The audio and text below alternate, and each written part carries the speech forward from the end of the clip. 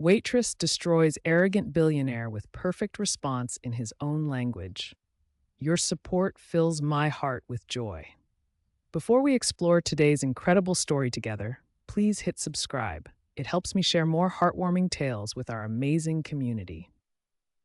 Here's my promise. I personally respond to every single comment because I genuinely love connecting with you. Drop a comment telling me where you're watching from right now. I can't wait to hear from you. Now, let's dive into this extraordinary adventure together. The restaurant breathed with expensive whispers, crystal glasses singing soft melodies against fine china, conversations flowing like silk through air thick with the scent of saffron and ambition.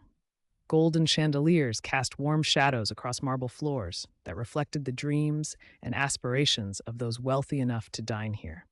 This wasn't just any establishment. It was a temple of luxury, where each dish cost more than most people earned in a week, where every plate looked like a masterpiece painted by angels and blessed by culinary gods.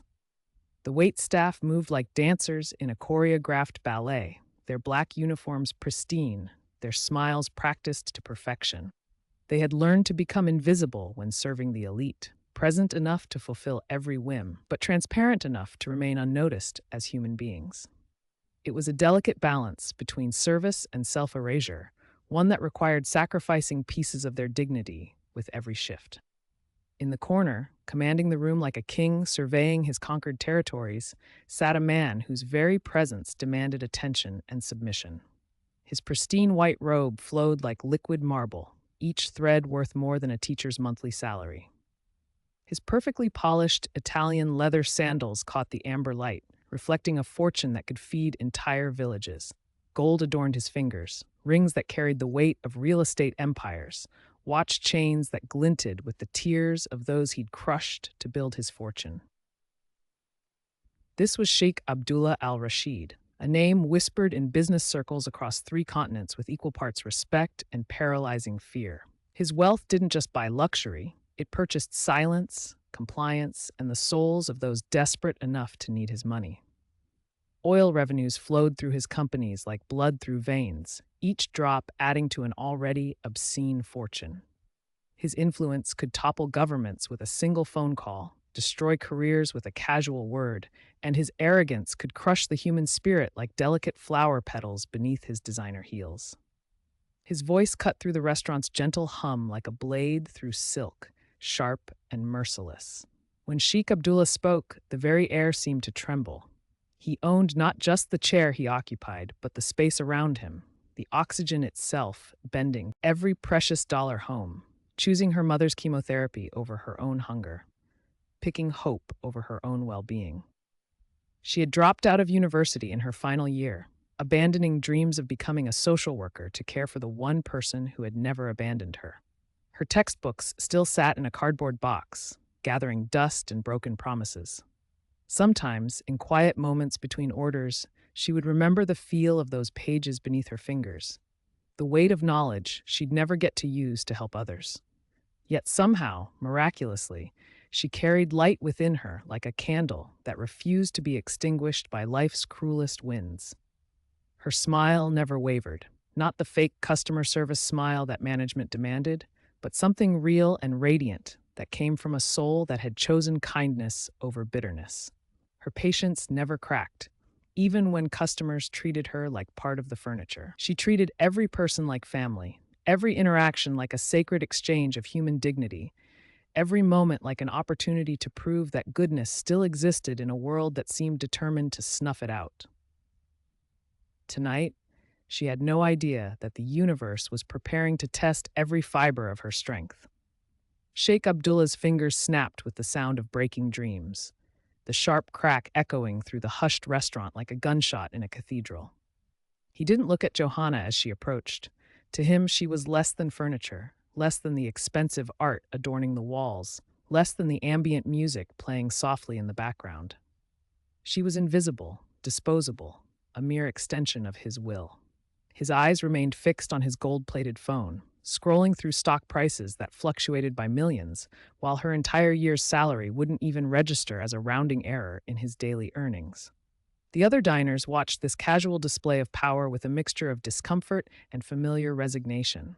They had all witnessed such scenes before, the wealthy exercising their perceived right to treat service workers as subhuman. Some shifted uncomfortably in their chairs, but none dared intervene. Speaking up might mean losing business deals, social connections, or access to the exclusive circles they'd worked so hard to join. Water. Now.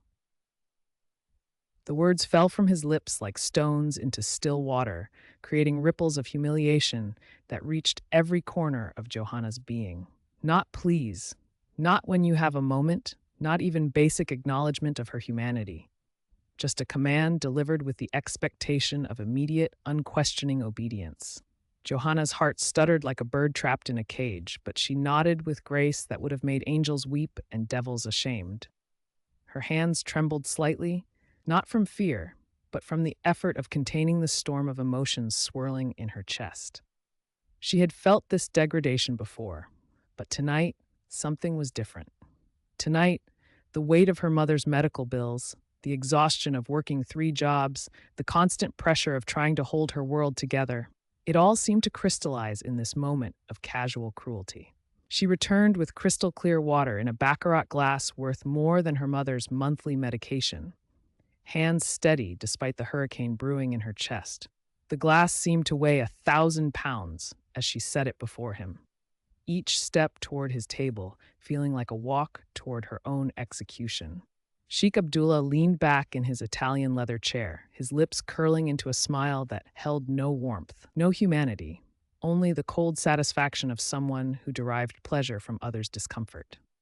His eyes swept over her like she was livestock being evaluated for purchase, taking in every detail of her worn uniform, her tired posture, her carefully controlled expression.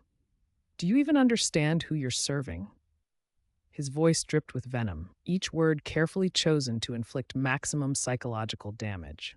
"Do you comprehend how utterly insignificant you are compared to me? I spend more on a single cigar than you make in a month. My daily earnings could buy this pathetic existence you call a life 1,000 times over." The words landed like physical blows, each syllable designed to strip away another layer of her dignity. Around them, the restaurant's gentle hum continued, but nearby diners had fallen silent, their conversations faltering as they witnessed this public execution of a young woman's self-worth. Crystal glasses paused midway to lips, elegant conversations died mid-sentence. Everyone could feel the cruelty hanging in the air like smoke from a funeral pyre. Johanna's cheeks burned crimson, a flush of shame and anger that spread down her neck like spilled wine on white cloth. But years of hardship had forged her into something unbreakable, like steel tempered in the hottest fires.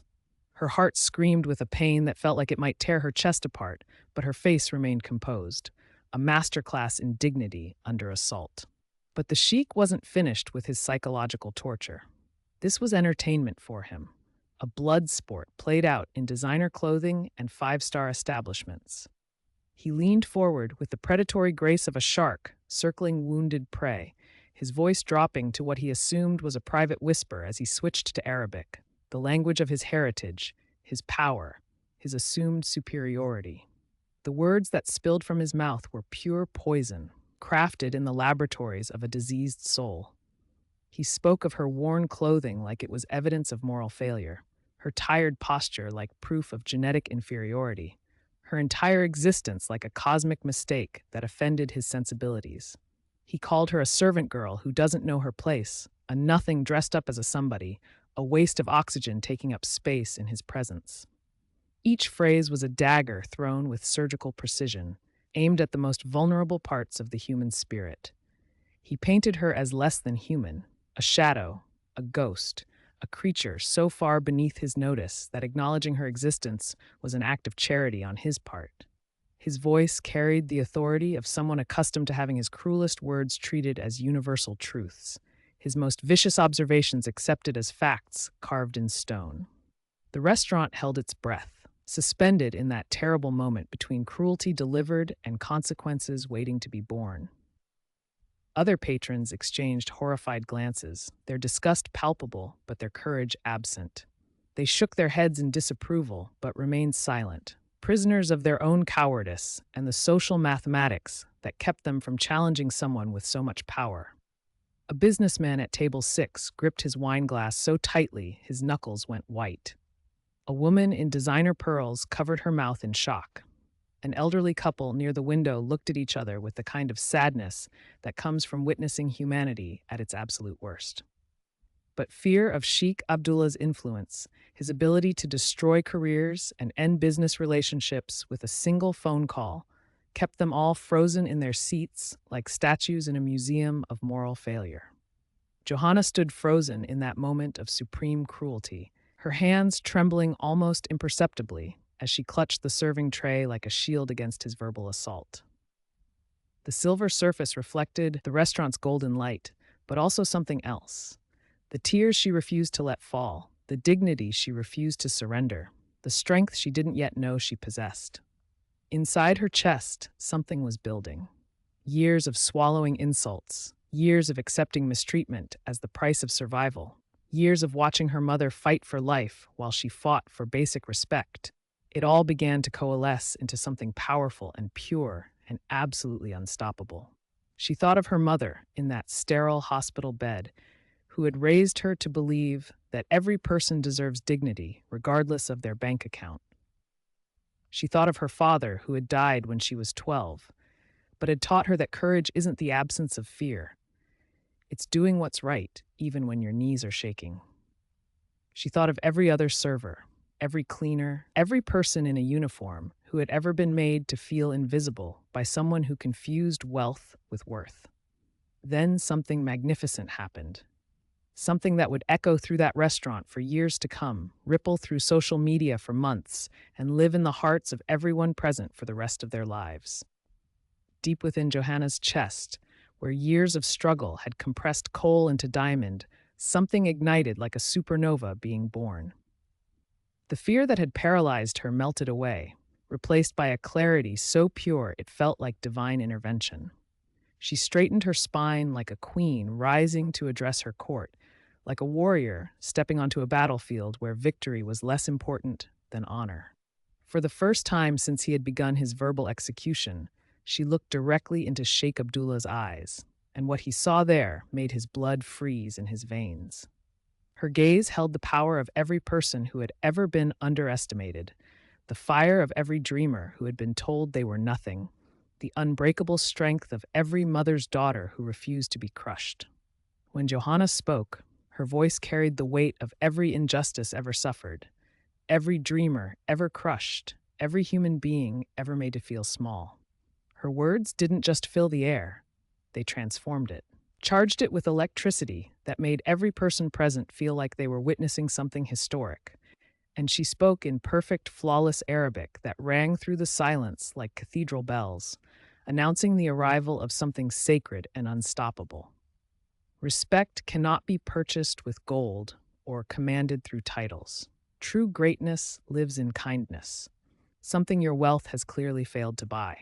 You may have money, but you are the poorest man in this room because you lack the one thing that makes us human: compassion. I may serve your food, but I will never serve your arrogance. The words didn't just break the silence, they shattered it into a million pieces that would never be put back together. The Arabic flowed from her lips like poetry, each syllable perfectly pronounced, each phrase delivered with the confidence of someone who had found their voice and would never lose it again. She had turned his own weapon against him, used his own language of superiority to reveal the bankruptcy of his soul. The world stopped spinning on its axis. Time itself seemed to hold its breath as the magnitude of what had just happened sank into every consciousness in that sacred space. Forks halted midway to open mouths, suspended in air like silver sculptures. Conversations didn't just pause, they evaporated entirely, leaving behind a silence so complete it felt like the moment before creation itself. Wine glasses remained tilted at impossible angles, their contents forgotten, as every eye in that hallowed space turned to witness this miracle unfolding before them. The maitre dropped his leather-bound reservation book. A sommelier stood frozen with a bottle of $1,000 wine hovering over a crystal glass. In the kitchen, visible through the service window, even the chefs had stopped their frantic preparation to stare at the dining room, where something extraordinary was rewriting the rules of their universe. This wasn't just a waitress standing up to a rude customer. This was David facing Goliath.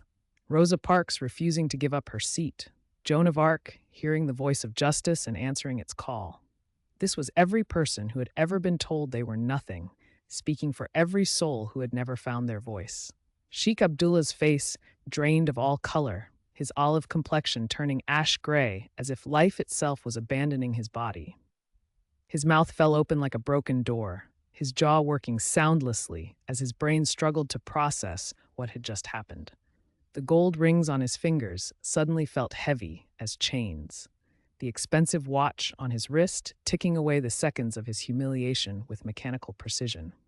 In 30 years of commanding respect through fear and money, crushing spirits like grapes in a wine press, no one had ever dared challenge him. No one had ever looked past his wealth to see the poverty of his character.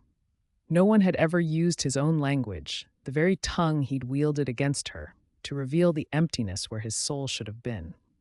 For the first time in decades, Sheik Abdullah was speechless. Not just embarrassed, destroyed, exposed as a man who'd confused wealth with worth, who'd mistaken cruelty for strength.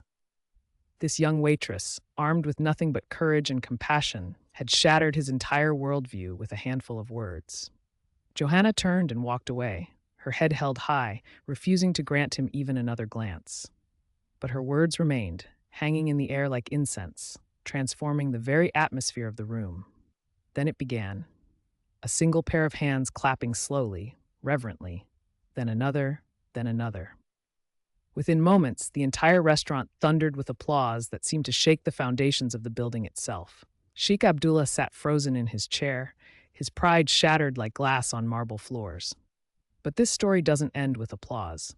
That night, Johanna wept in the employee break room, not from shame, but from the overwhelming release of emotions she'd carried for so long. She hadn't just stood up for herself. She'd given voice to every person ever made to feel invisible, every worker ever treated as less than human. The weeks that followed brought unexpected magic. Word of the courageous waitress spread like wildfire through social media and whispered conversations. Customers began requesting Johanna specifically, leaving generous tips and sharing her story with reverence. Her act of courage had created ripples that reached shores she'd never imagined. Johanna's life began its slow transformation. Her mother received better care. For the first time in years, hope replaced desperation in their small apartment. Dignity and courage, Johanna learned, possessed power that money could never buy.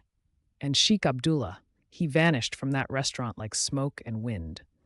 Some say he left the country entirely. Others whisper that he became quieter, humbler, forever haunted by the night a waitress reminded him of his humanity. Perhaps Johanna's words penetrated the armor of his arrogance, leaving him with a lesson written in his soul, that true power lies not in crushing others, but in lifting them up. This story transcends a simple encounter between wealth and humility. It speaks to the warrior spirit that lives within every human heart, waiting for its moment to shine. It reminds us that courage isn't the absence of fear. It's finding your voice when fear tries to steal it away, and choosing kindness when the world gives you every reason to choose cruelty instead.